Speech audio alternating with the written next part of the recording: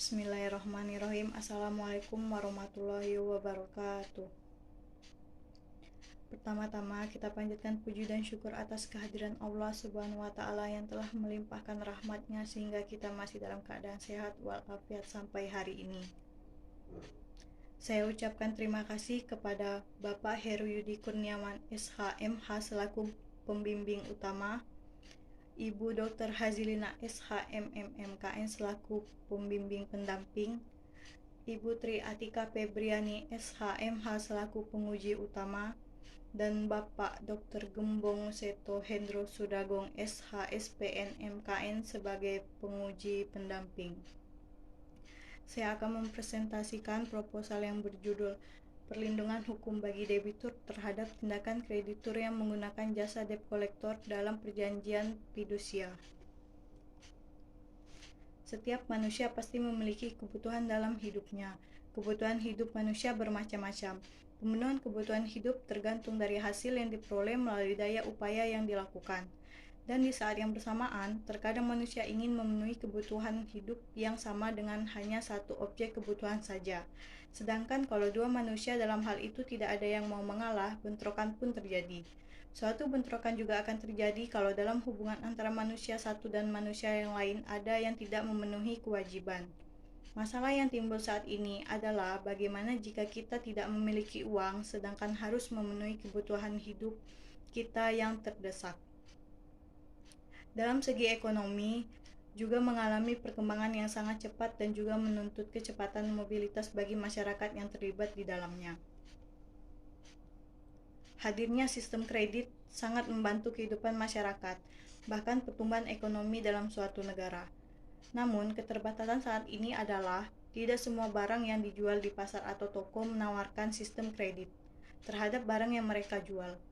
Dalam proses kredit, terdapat beberapa pihak, yaitu kreditur selaku pihak yang memegang hak piutang dan juga debitur selaku pihak yang berhutang kepada kreditur.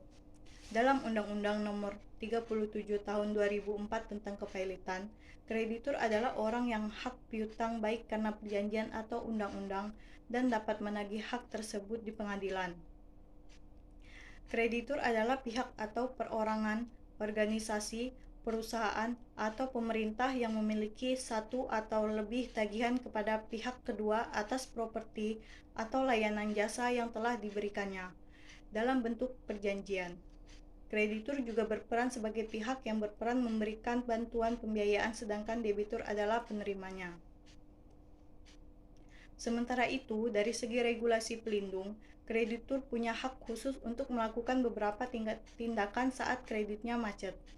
Misalnya, penyitaan aset atau penuntutan di depan hukum.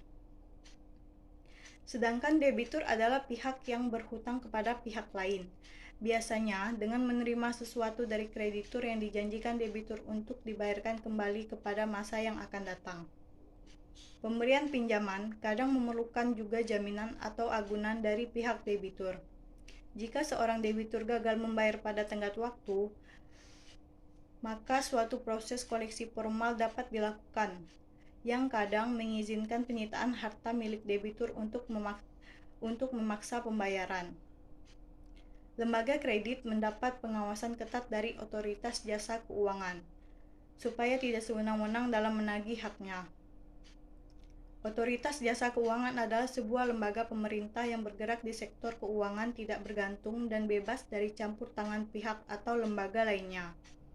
Otoritas Jasa Keuangan adalah lembaga negara yang memberikan izin berbagai macam lembaga keuangan, perbankan dan non-perbankan agar bisa beroperasi.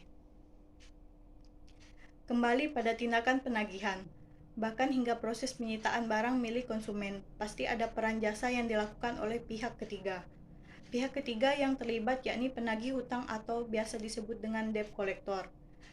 Dia berperan sebagai membantu lembaga pembiayaan menyelesaikan kredit bermasalah yang tidak bisa diatasi oleh lembaga pembiayaan itu sendiri. Debt collector adalah pihak ketiga di luar perjanjian yang bertugas untuk menagih hutang.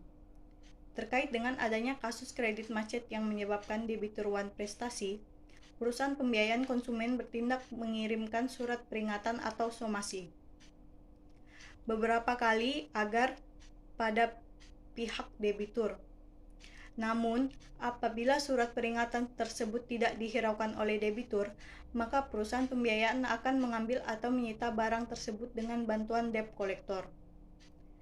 Dalam menjalankan tugasnya, para penagih hutang ini seringkali mengabaikan asas kesopanan dan kepatutan. Bahkan tidak jarang menjurus ke arah premanisme sehingga berujung kepada tindakan pidana. Pekerjaan sebagai para penagih hutang atau debt collector sebenarnya bukan tanpa risiko. Karena dalam menyelesaikan permasalahan kredit, mereka tidak memiliki perlindungan hukum dan pengakuan resmi dari pihak lembaga pembiayaan atau leasing. Berdasarkan data yang didapat dari penelitian pihak kuesioner, dari target ditentukan yaitu 80 orang, masyarakat serta yang merespon dan memberikan tanggapan ada sekitar 50 orang. Dari 50 orang tersebut, berikut lampirannya. Jumlah masyarakat yang mengetahui atau mengenal debt collector 45 orang. Jumlah masyarakat yang pernah berhadapan langsung atau terlibat penagihan oleh debt collector ada 20 orang. Dan jumlah masyarakat yang pernah mendapat perbuatan kurang menyenangkan dari debt collector juga terdapat 20 orang. Tanpa adanya putusan pengadilan, maka tidak ada pembatalan. Dan tanpa pembatalan, maka kreditur tidak dapat menyita barang yang telah diterima oleh debitur melalui debt collector lainnya.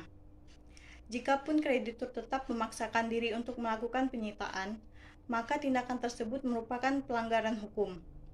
Karena tindakan menyita paksa barang oleh kreditur dan debt collector pelanggaran hukum, maka tindakan itu dapat berindikasi tindak pidana pencurian sebagaimana diatur dalam pasal 362 KUHP, yaitu mengambil barang yang sebagian atau seluruhnya milik orang lain secara melawan hukum. Atas pelanggaran hukum tersebut, pembeli sepeda motor berhak melaporkannya kepada polisi. Salah satu pengalaman buruk dari suara masyarakat saat berhadapan langsung dengan debt collector, data diambil berdasarkan penelitian pihak kuesioner. Iwan Setiawan, umur 50 tahun. Respon, saat mereka berkunjung ke rumah Pak Iwan untuk meminta angsuran sepeda motor yang sudah terlambat masuk 3 bulan, beliau sudah menjelaskan semua kesulitan, kondisi, dan masalah yang beliau hadapi. Alasan beliau sampai terlambat membayar angsuran hingga 3 bulan. Tetapi, debt collector tidak peduli dan dengan kasar tetap bersikeras sampai merampas sepeda motor milik beliau.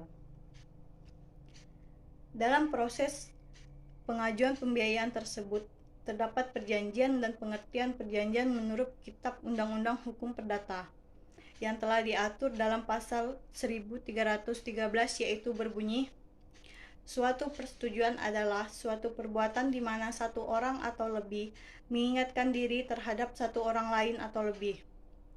Adapun syarat sahnya suatu perjanjian diatur dalam pasal 1320 KUH Perdata, ialah adanya kesepakatan kedua belah pihak. Penyerahan hak milik secara kepercayaan dalam fidusia ini lazim disebut juga dengan penyerahan constitutum posserium. Konstruksi fidusia adalah penyerahan hak milik atas barang-barang debitur kepada kreditur, sedangkan penguasaan fisik atas barang-barang itu tetap pada debitur, dengan syarat bahwa bila mana debitur melunasi utangnya, maka kreditur harus mengembalikan hak milik atas barang-barang itu kepada debitur. Hak milik suatu benda yang diserahkan dari seseorang kepada orang lain atas dasar kepercayaan untuk dititipkan sementara tanpa adanya hutang dari pemberi titipan tersebut. Kedua bentuk fidusia karena adanya perjanjian disebut dengan factum fiducie atau atas kepercayaan yang kemudian diikuti dengan penyerahan hak. Pemberian jaminan fidusia ini merupakan perjanjian yang bersifat tambahan dari suatu perjanjian pokok. Perjanjian fidusia bukanlah perjanjian yang dapat berdiri sendiri. Keberadaannya tergantung dari perjanjian pokok. Apabila perjanjian pokoknya hapus, perjanjian fidusia ini juga akan dihapuskan. Perjanjian fidusia ini tidak mungkin ada tanpa adanya perjanjian pokok, yaitu berupa perjanjian hutang piutang. Dalam melakukan perjanjian, tentunya ada hak dan kewajiban baik debitur maupun kreditur. Hak dan kewajiban harus disetujui para pihak dan harus dijalani atas dasar kesepakatan bersama. Ketika salah satu pihak melakukan ingkar janji atau biasa disebut dengan wan prestasi, maka pihak tersebut harus bertanggung jawab atas perbuatan ingkar janjinya tersebut. Rumusan masalah. Berdasarkan apa yang telah diuraikan dalam latar belakang di atas, rumusan masalah dalam penelitian ini adalah sebagai berikut. Bagaimana perlindungan hukum bagi debitur yang wan prestasi dalam perjanjian fidusia? Apakah kreditur dapat mempergunakan jasa debt collector untuk melakukan penagihan terhadap debitur dalam hal debitur lalai? Tujuan penelitian.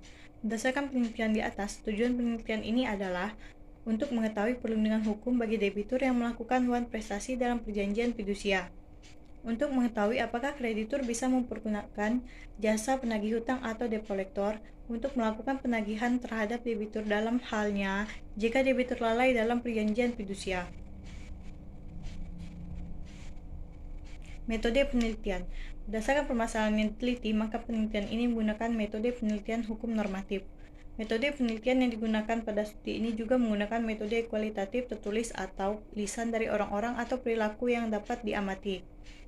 Penelitian deskriptif adalah suatu metode penelitian yang menggambarkan semua data atau keadaan subjek atau objek penelitian kemudian dianalisis dan dibandingkan. Sumber bahan hukum yang digunakan adalah bahan hukum primer, yaitu peraturan perundang-undangan yang berkaitan dengan penelitian. Bahan hukum sekunder, yaitu bahan hukum yang bersumber dari buku-buku ilmu hukum, tulisan, dan hukum lainnya. Bahan hukum tersier, yaitu bahan hukum yang bersumber dari kamus hukum, kamus besar bahasa Indonesia, majalah, surat kabar, dan jurnal penelitian hukum, serta bersumber dari bahan-bahan yang didapat melalui internet. Teori atau kerangka pemikiran. Kerangka teoritik dalam penelitian ini adalah Peraturan Menteri Hukum dan Hak Asasi Manusia Nomor 25 Tahun 2021 tentang tata cara pendaftaran, perubahan, dan penghapusan jaminan fidusia. Sekian dan terima kasih. Wassalamualaikum warahmatullahi wabarakatuh.